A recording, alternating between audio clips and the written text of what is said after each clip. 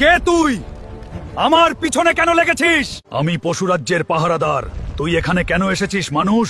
এসে পড়েছিস যখন, তাহলে মৃত্যুর জন্য তৈরি হয়ে যা। আমি এসেছি পশুরাজ্য থেকে জাদুর ঘোড়াকে নিয়ে যেতে, আর তোর সাথে আমার কোনো শত্রুতা নেই। আমাকে বাধা দিস না। আমি থাকতে তুই আর এক পা সামনে যেতে পারবি না। তুফান,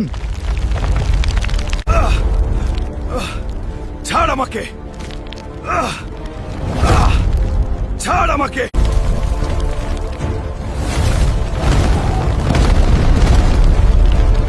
ওই দানবের থেকে তো বাঁচলাম, কিন্তু এখানে তো সব জায়গায় একই রকম লাগে। মনে হয় গোলক ধাঁধার মধ্যে ঘুরতেছি। কি করব এখন?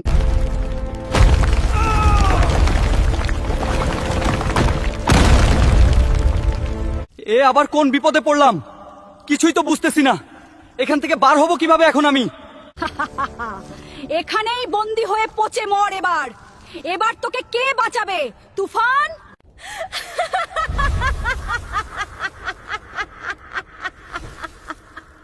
কি করব এখন? কিছুই তো বুঝতেছি না। এখান থেকে বার হওয়ার উপায় বের করতে হবে আমাকে। আর কোনো উপায় নেই, আমাকে ওটা ব্যবহার করতেই হবে।